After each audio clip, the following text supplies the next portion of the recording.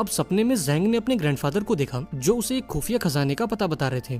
वो जैंग से कहते हैं कि मैंने हमारे पुश्तैनी घर के नीचे करोड़ों का सोना दबा रखा है, लेकिन मरने से पहले मैं उसे निकाल नहीं पाया क्योंकि सरकार ने उस घर को तोड़कर उसके ऊपर एक जेल बना दी थी।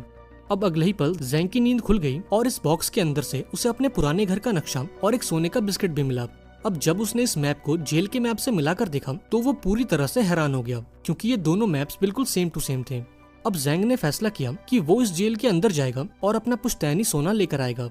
अब खुद को गिरफ्तार करवाने के लिए जैंग ने अपने पड़ोसी का लैपटॉप चुराकर उसे नीचे फेंक दिया और इस अनोखी गलती के लिए जैंग को अरेस्ट करके जेल में डाल दिया गया। अब जेल पहुंचकर उसने देखा कि ढेर सारे कैदी मिलकर क्रैब नाम के एक दूसरे कैदी का बर्थडे मना रहे हैं।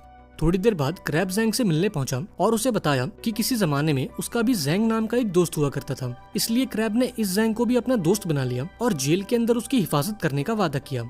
अब थोड़ी देर बाद जैंग जेल के अंदर मौजूद बरगद के पेड़ के पास गया क्योंकि उस नक्शे के हिसाब से इस पेड़ के आसपास एक कुआं था और वो सारा सोना उस कुएं के अंदर दफन था।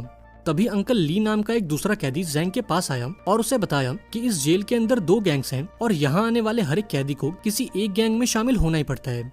अब पहली गैंग थी क्रैब की जो हर हाल में अपने साथियों की रक्षा करते थे और जेल में शांति व्यवस्था बनाकर रखते थे। वहीं दूसरी गैंग थी टाइगर नाम के एक आदमी की जिसे ब्रदर टाइगर के नाम से जाना जाता था। ये कैदी जैंग से कहता है कि एक बार को तुम जेल के वार्डन से भिड़ जाना, लेकिन टाइगर और उसके साथियों से दूर ही रहना।